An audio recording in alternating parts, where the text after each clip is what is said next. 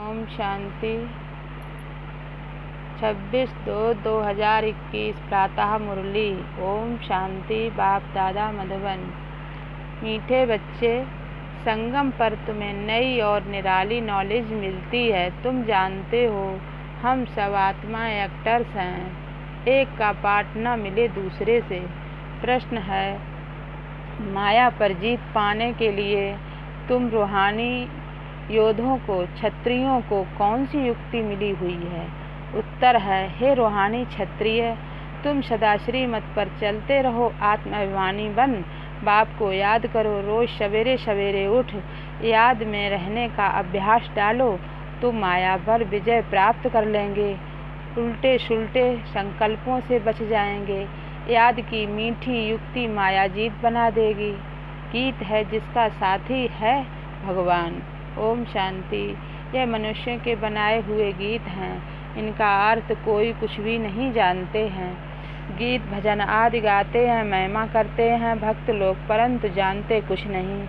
महिमा बहुत करते हैं, तुम बच्चों को कोई महिमा नहीं करनी है।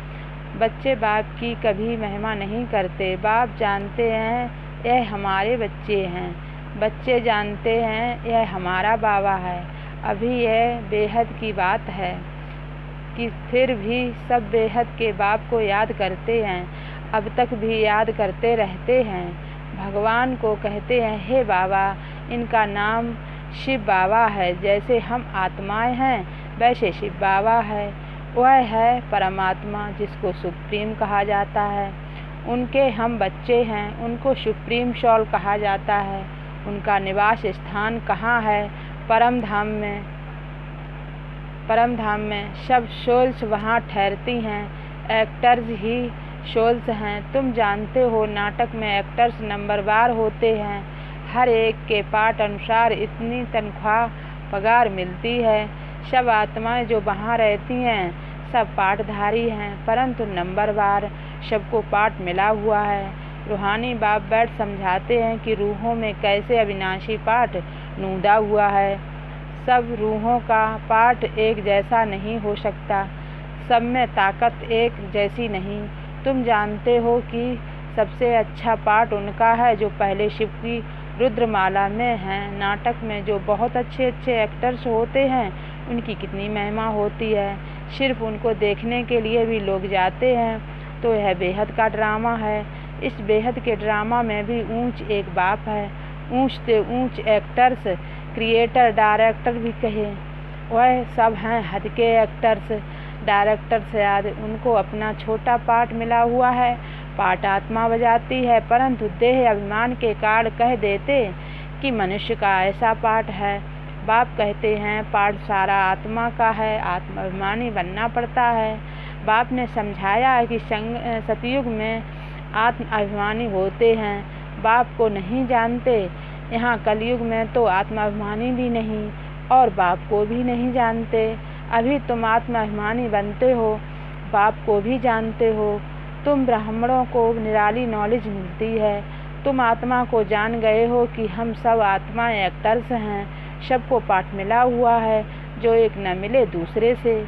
वह पाठ सारा आत्मा में है। यूँ तो जो नाटक बनाते हैं वह भी पाठ आत्मा ही धारण करती है, अच्छा पाठ भी आत्मा ही लेती है। आत्मा ही कहती है मैं गवर्नर हूँ, फलाना हूँ, परंतु आत्माभिमानी नहीं बनते।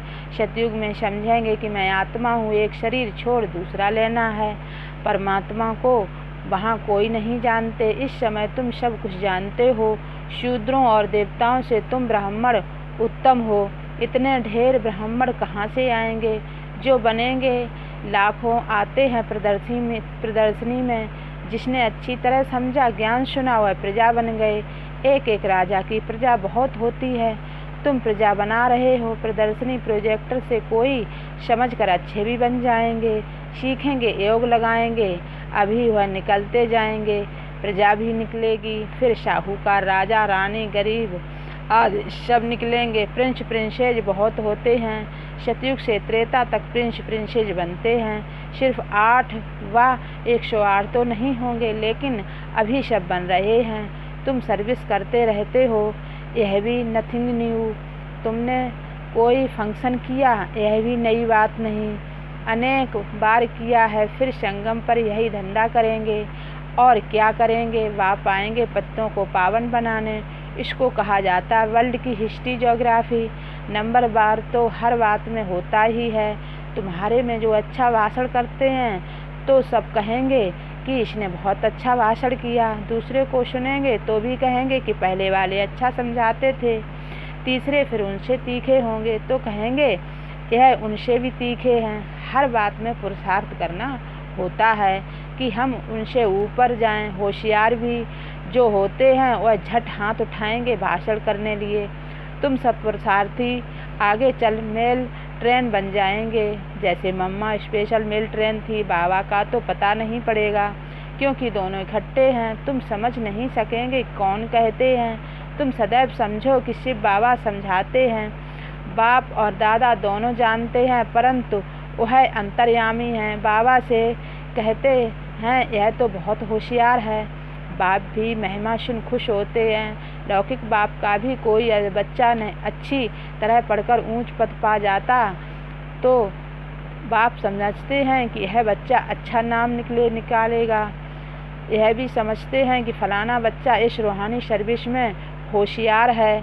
मुख्य तो भाषण है, किसको बाप का संदेश देना समझाना। बाबा ने मिसाल भी बताया था कि किसको 5 बच्चे थे तो कोई ने पूछा कि तुमको कितने बच्चे हैं तो बोला कि 2 बच्चे। कहा है कि तुमको तो 5 बच्चे हैं। कहा सपूत 2 हैं।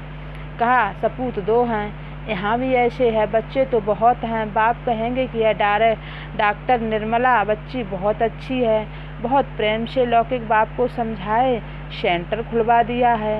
यह भारत की सर्विस है। तुम भारत को स्वर्ग बनाते हो। इस भारत को नर्क रावण ने बनाया। एक सीता कैद में नहीं थी लेकिन तुम सीता रावण की कैद में थी। बाकी शास्त्रों में सब दंत कथाएं हैं। यह भक्ति मार्ग भी ड्रामा में है। तुम जानते हो सतयुग से लेकर जो पास हुआ वह रिपीट होगा। आपे ही पूज्य आपे ही पुजारी बनते हैं। बाप कहते हैं मुझे आकर पुजारी से पूज्य बनाना है। पहले गोल्डन एजेड फिर आयरन एजेड बनना है। सतयुग में सूर्यवंशी लक्ष्मी नारायण का राज्य था। राम राज्य तो चंद्रवंशी था। इस समय तुम सब रूहानी क्षत्रिय योद्धे हो। लड़ाई के मैदान में आने वालों को क्षत्रिय कहा जाता है। तुम हो रूहानी क्षत्रिय, बाकी वह है जिस्मानी क्षत्रिय। उनको कहा जाता है बाहुबल से लड़ना झगड़ना। शुरू में मल्ल युद्ध होती थी, बाहों आदि से आपस में लड़ते थे फिर विजय को पाते थे। अभी तो देखो बामशाद बने हुए हैं। तुम भी क्षत्रिय हो, वह भी क्षत्रिय हैं। तुम माया पर जीत पाते हो, श्रीमत पर चल। तुम हो रूहानी क्षत्रिय। रूहें ही सब कुछ कर रही हैं इन शरीर की कर्मेंद्रियों द्वारा। रूह को बाप आकर सिखलाते हैं बच्चे मुझे याद करने से फिर माया खाएगी नहीं। तुम्हारे विकर्म विनाश होंगे और तुमको उल्टा सुल्टा संकल्प नहीं आएगा। बाप को याद करने से खुशी भी रहेगी। इसलिए बाप समझाते हैं कि सवेरे उठकर अभ्यास करो। बाबा आप कितने मीठे हो। आत्मा कहती है बाबा आपने पहचान दी है, मैं तुम्हारा बाप हूँ। तुमको सृष्टि के आदि मध्य अंत का नॉलेज सुनाने आया हूँ। यह मनुष्य सृष्टि का उल्टा झाड़ है। यह वैरायटी धर्मों की मनुष्य सृष्टि है। इसको कहा जाता है विराट लीला। बाप ने समझाया कि इस मनुष्य झाड़ का मैं बीज रूप हूँ। मुझे याद करते हैं कोई किस झाड़ का है कोई किस झाड़ का है, फिर नंबरवार निकलते हैं। यह ड्रामा बना हुआ है। कहावत है कि फलाने ने धर्म स्थापक पैगंबर को भेजा परंतु वहाँ से भेजते नहीं हैं। यह ड्रामा अनुसार रिपीट होता है। यह एक ही है जो धर्म और राजधानी स्थापन कर रहे हैं। यह दुनिया में कोई भी नहीं जानते। अभी है संगम, विनाश की ज्वाला प्रज्वलित होनी है। यह है शिव बाबा का ज्ञान यज्ञ। उन्होंने रुद्र ज्ञान नाम रख दिया है। प्रजापिता ब्रह्मा द्वारा तुम ब्राह्मण पैदा हुए हो। तुम ऊंच ठहरे ना, पीछे और बिरादरियां निकलती हैं। वास्तव में तो सब ब्रह्मा के बच्चे हो। ब्रह्मा को कहा जाता है ग्रेट ग्रेट ग्रैंडफादर। सिजरा है पहले ब्रह्मा ऊंच फिर सिजरा निकलता है। कहते हैं भगवान सृष्टि कैसे रचते हैं। रचना तो है जब वह पतित होते हैं तब उनको बुलाते हैं, वही आकर दुखी सृष्टि को सुखी बनाते हैं। इसलिए बुलाते हैं बाबा दुख हरता सुख करता आओ। नाम रखा हरिद्वार, हरिद्वार अर्थात हरि का द्वार। वहाँ गंगा बहती हैं, समझते हैं हम गंगा में स्नान करने से हरि के द्वार चले जाएंगे, परंतु हरि का द्वार है कहाँ? वह फिर कृष्ण को कह देते हैं। हरि का द्वार तो शिव बाबा है, दुख हरता सुख करता। पहले तुमको जाना है अपने घर। तुम बच्चों को अपने बाप का और घर का सभी अभी मालूम पड़ा है। बाप की गद्दी थोड़ी ऊंची है, फूल है ऊपर में, फिर युगल दाना उससे नीचे, फिर रुद्रमाला कहते हैं। रुद्रमाला सो विष्णु की माला, विष्णु के गले का हार, वही फिर विष्णुपुरी में राज्य करते हैं। ब्राह्मणों की माला नहीं है, क्योंकि घड़ी घड़ी टूट पड़ते हैं। बाप समझाते हैं कि नंबरवार तो है ना, आज ठीक है कल तूफान आ जाते हैं, ग्रहचारी आने से ठंडे हो जाते हैं। बाप कहते हैं कि मेरा बनंती आशीर्वाद सुनंती, कथंती ध्यान में जावंती, माला में प्रवंती, फिर एकदम भागंती, चांडाल बनंती। फिर माला कैसे बने? तो बाप समझाते हैं कि ब्राह्मणों की माला नहीं बनती, भक्त माला अलग है, रुद्रमाला अलग है। भक्त माला में मुख्य हैं फीमेल में मीरा और मेल्स में नारद। यह है रुद्रमाला। संगम पर बाप ही आकर मुक्ति जीवन मुक्ति देते हैं। बच्चे समझते हैं कि हम ही स्वर्ग के मालिक थे, अभी नर्क में हैं। बाप कहते हैं कि नर्क को लात मारो, स्वर्ग की बादशाही लो, जो तुम्हारी रावण ने छीन ली है। यह तो बाप ही आकर बताते हैं। वह इन सब शास्त्रों तीर्थों आदि को जानते हैं। बीज रूप है ना, ज्ञान का सागर, शांति का सागर, यह आत्मा कहती है। बाप समझाते हैं कि यह लक्ष्मी नारायण सतयुग के मालिक थे, उनके आगे क्या था? जरूर कलयुग का अंत होगा तो संगम युग हुआ होगा, फिर अब स्वर्ग बनता है। बाप को स्वर्ग का रचयिता कहा जाता है, स्वर्ग स्थापन करने वाला। यह लक्ष्मी नारायण स्वर्ग के मालिक थे। इन्हों को वर्षा कहाँ से मिला? स्वर्ग के रचता बाप से, बाप का ही यह वर्षा है। तुम कोई से भी पूछ सकते हो कि लक्ष्मी नारायण को सतयुग की राजधानी थी, कैसे ली? कोई बता नहीं सकेंगे। यह दादा भी कहता है कि मैं नहीं जानता था, पूजा करता था परंतु जानता नहीं था। अब बाप ने समझाया है। यह संगम पर राजयोग सीखते हैं। गीता में ही राजयोग का वर्णन है, सिवाय गीता के और कोई भी शास्त्र में राजयोग की बात नहीं है। बाप कहते हैं कि मैं तुमको राजाओं का राजा बनाता हूँ। भगवान ने ही आकर नरसिंह नारायण बनने की नॉलेज दी है। भारत का मुख्य शास्त्र है गीता। गीता कब रची गई यह जानते नहीं। बाप कहते हैं कल्प कल्प संगम पर आता हूँ। जिनको राज्य दिया था वो राज्य गंवाकर तमोत प्रधान दुखी बन पड़े हैं। राज्य का राज्य है, सारे भारत की ही कहानी है। भारत है ऑलराउंडर, और तो सब बाद में आते हैं। बाप कहते हैं कि तुमको 84 जन्मों का राज बताता हूँ। 5000 वर्ष पहले तुम देवी देवता थे, तुम अपने जन्मों को नहीं जानते हो। हे भारतवासियों, बाप आते हैं अंत में। आदि में आए तो आदि अंत की नॉलेज कैसे सुनाएं? सृष्टि की वृद्धि ही नहीं हुई है तो समझाएं कैसे? वहाँ तो नॉलेज की दरकार ही नहीं। बाप अभी संगम पर ही नॉलेज देते हैं। नॉलेज फुल है ना, जरूर नॉलेज सुनाने अंत में आना पड़े। आदि में तुमको क्या सुनाएंगे, यह समझने की बातें हैं। भगवान उवाच की मैं तुमको राजयोग सिखाता हूँ। यह यूनिवर्सिटी है पांडव गवर्नमेंट की। अभी है संगम, यादव कौरव और पांडव, उन्होंने बैठ सेनाएँ दिखाई हैं। बाप समझाते हैं यादव कौरव विनाश काले विपरीत बुद्धि, एक दो को गाली देते रहते हैं। बाप से प्रीत नहीं है, कह देते हैं कि कुत्ते बिल्ली सब में परमात्मा है। बाकी पांडवों की प्रीत थी। पांडवों का साथी स्वयं परमात्मा था। पांडव माना रूहानी पंडे, वह है जिस्मानी पंडे, तुम हो रूहानी पंडे।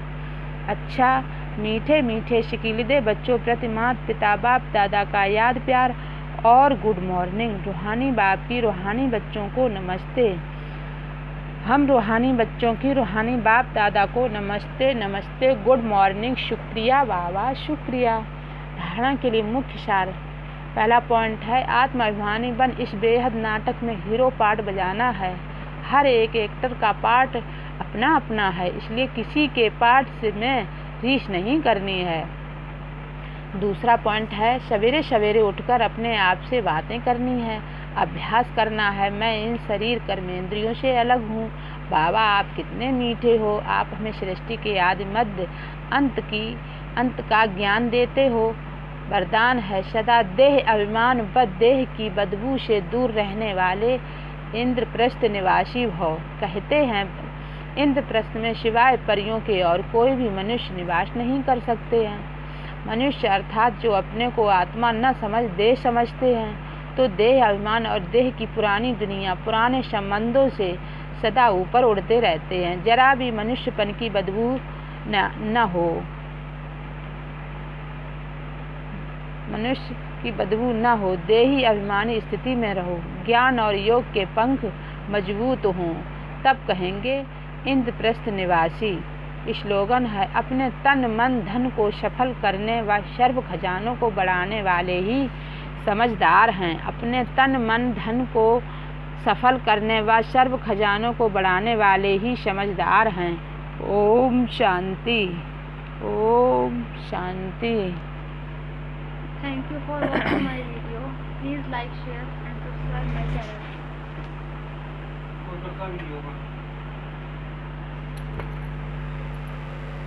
मादा